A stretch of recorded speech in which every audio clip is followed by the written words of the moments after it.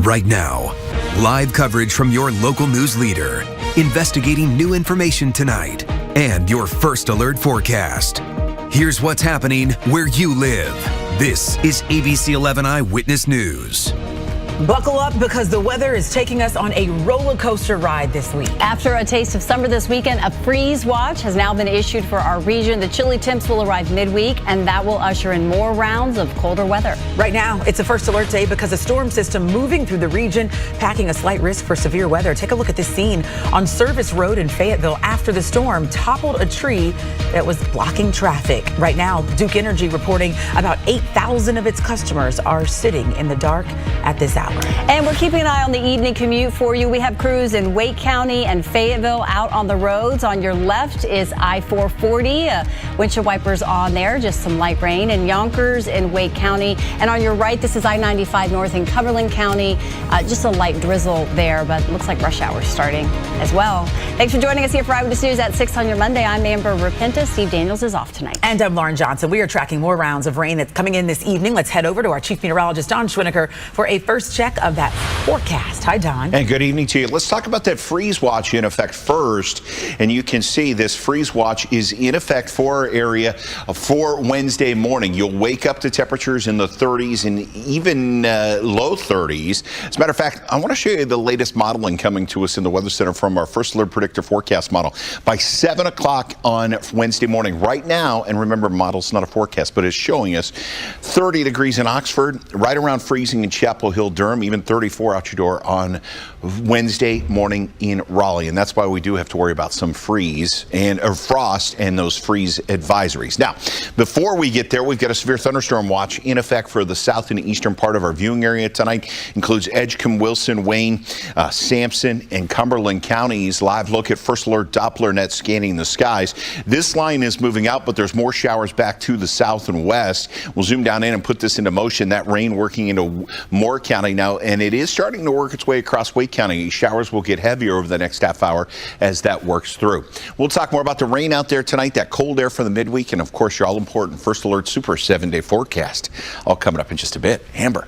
All right, see you soon with more, Don. Thank you. Meantime, the state Supreme Court has now temporarily blocked a ruling that would have given over 60,000 voters 15 days to prove their eligibility or risk having their votes thrown out. It comes after the Court of Appeals ruled that thousands of ballots were wrongly allowed in the race between Allison Riggs and Republican opponent Jefferson Griffin.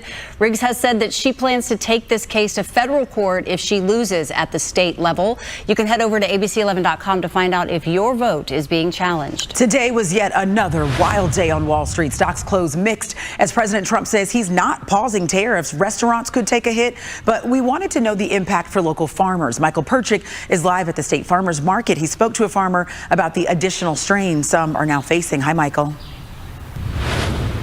Lauren, Amber, key products such as soy, tobacco, and pork could be impacted, especially if countries place retaliatory tariffs on the U.S. But even those farms who largely sell domestically often use products which originate overseas.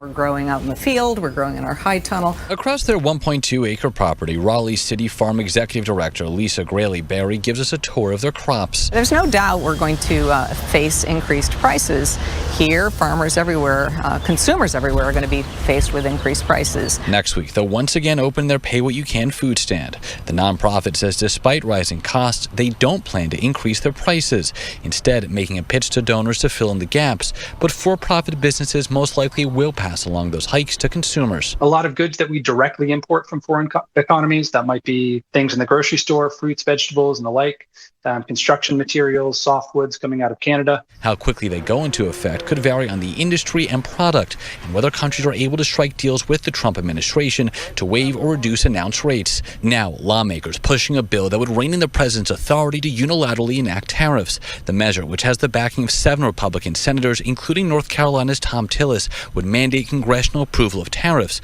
The White House says if such a bill would pass, President Trump would veto it. Now, we did reach out to the state agriculture department seeking an interview with Commissioner Troxler, hoping to learn more about how it's approaching these tariffs, the impact we're seeing here. A spokesperson did not respond to that request. In Raleigh, I'm Michael Perchik, ABC 11 Eyewitness News. Lots of changes on the horizon. Michael Perchik, thank you. A Garner man has been formally arraigned on charges of killing an entire family. Police say he was under the influence at the time and speeding when he ran a red light. Jordan Porter is accused of killing Tyler and Susan Campbell along with their 8-year-old son Miles. That accident happened last summer on US 70. Search warrants show that Porter's wife told investigators he drank 2 or 3 beers while at a bowling alley in Clayton. Susan Campbell's sister says the wreck should have never happened. She and some of Campbell's friends showed up to court for that arraignment today. It's been awful.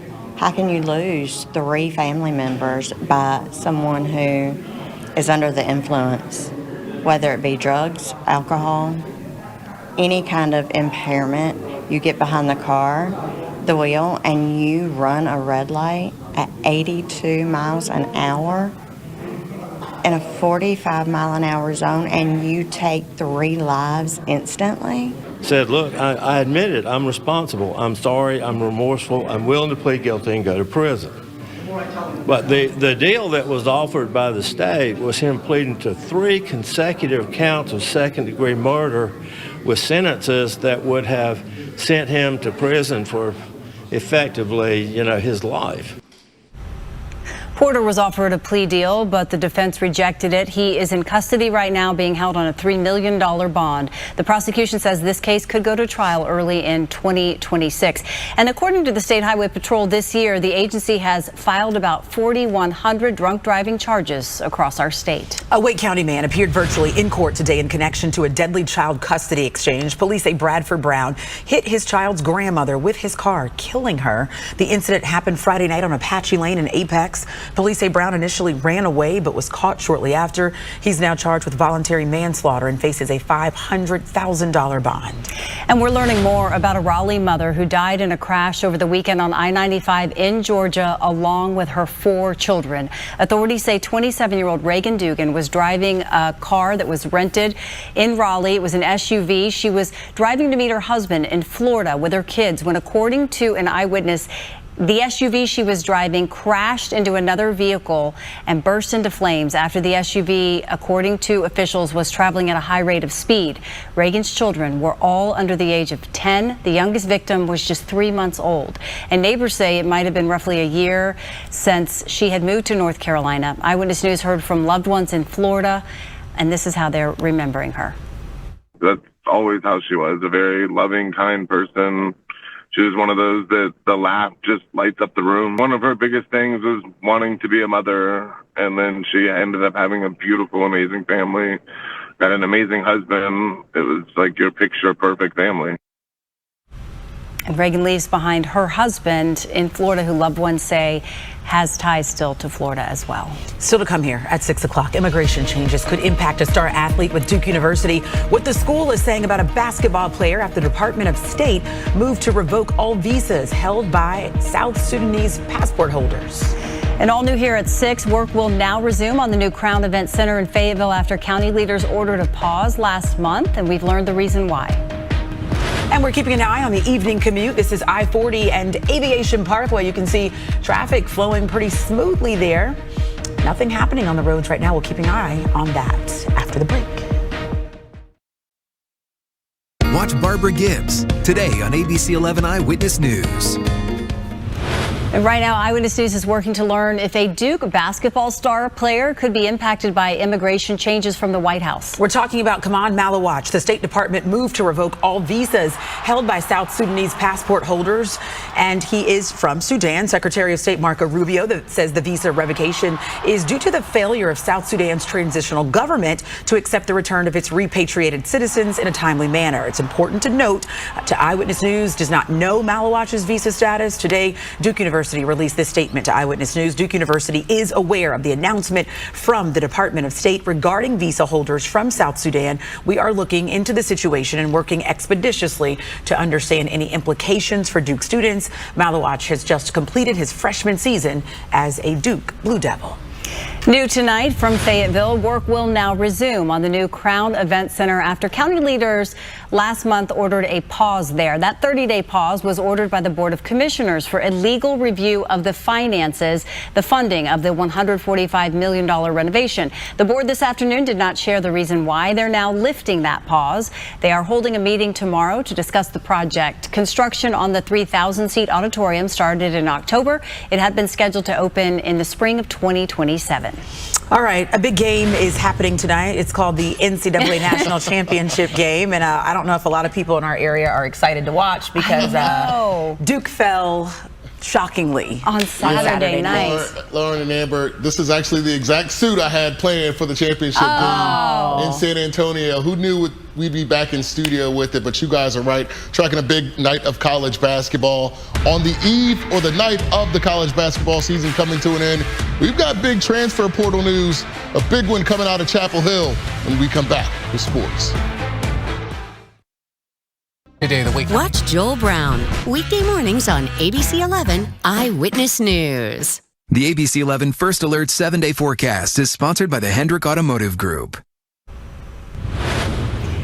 Today is the deadline for residents in western North Carolina to apply for FEMA's disaster recovery assistance for Hurricane Helene. The public assistance program reimburses costs associated with response and recovery, and there's more information on the FEMA website. The move out and cleanup is underway at Dix Park following a very successful Dreamville Festival. We found crews breaking down equipment, loading up supplies. Crews began to work overnight so the park could reopen at 6 o'clock this morning. The fifth and final Dreamville Music Festival drew tens of thousands of people to Raleigh. Another music festival is expected to start next year. Yeah, they had to do some of that cleanup with the rain because today's a first alert day. At times it was really coming down, and here's how it looks now with our live conditions. Our live drive vehicles are out on the roads, and we're looking live on Midtown Raleigh and I-95 on the right side of your screen, and the wipers are on, but it's not too bad right now. All right, let's zoom out and show you the views from above. We have live shots of Durham and Raleigh, both of those shots very hazy and a very overcast day.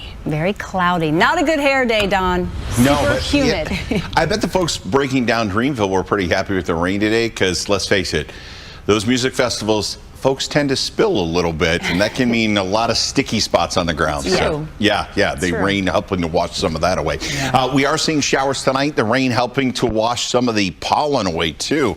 I know my street was running yellow this morning as the showers were working through. We still have rain out there. The good news is we're not seeing any severe storms. We're not even seeing much in the way of lightning right now. Still could have a thunderstorm as we head through the evening hours. We'll zoom down into Wilson. You had some heavier showers now on the eastern side of Wilson County out toward Fountain and along 587 there. And then if we'll slide off to the south and down into downtown Fayetteville, you can see the showers through Raleigh, Johnston County. Showers actually stopping at the moment. Live look into Fayetteville right now, just a few sprinkles out there. So let's go to our newest camera. We're taking a live look out at Segra Stadium there out in the distance on our self-help sky cam. 68 degrees right now, cloudy skies, and a west-southwest wind at 5 miles per hour.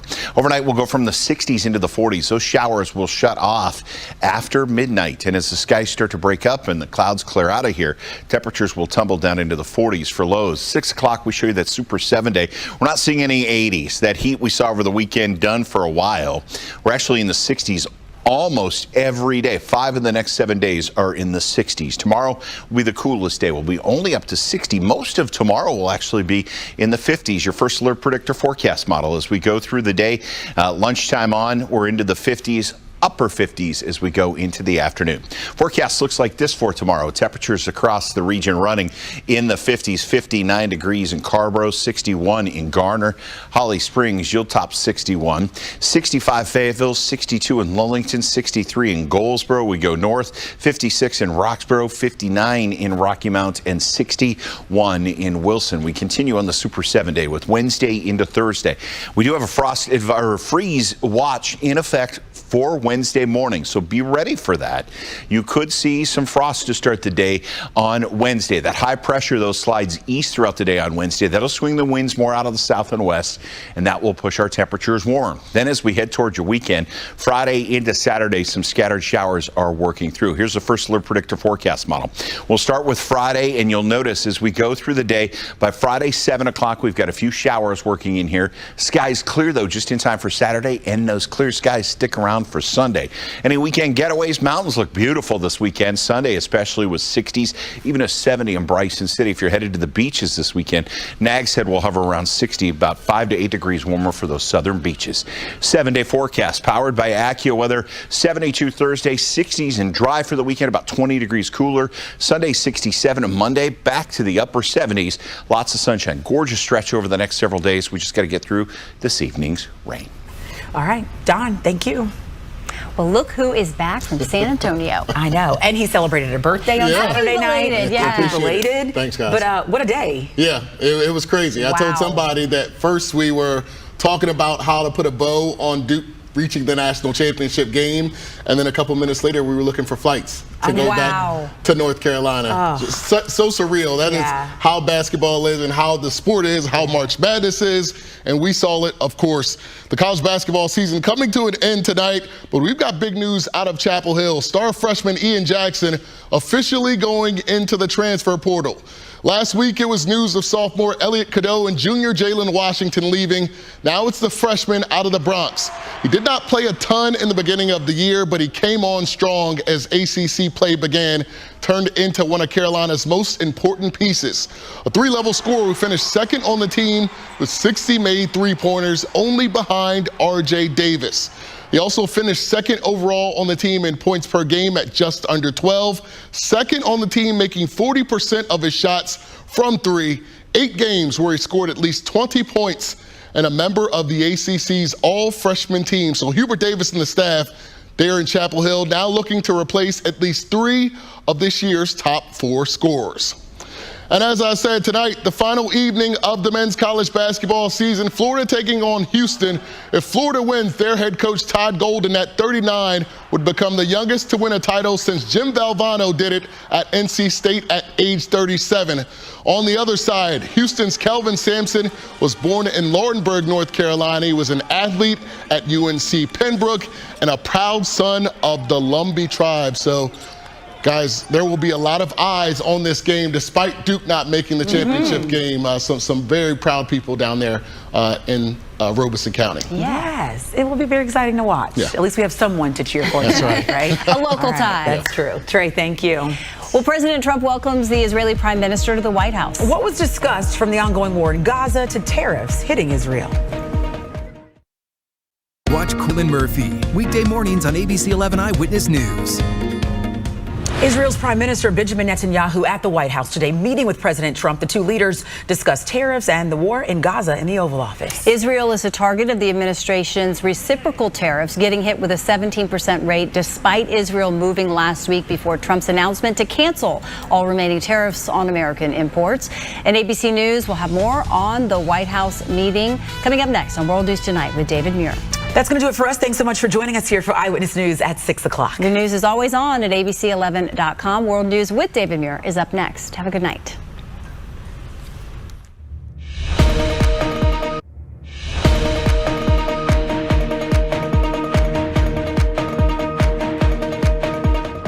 ABC 11 Eyewitness News is sponsored by Blanton's Air, Plumbing, and Electric, your local family-owned home service experts since 1951.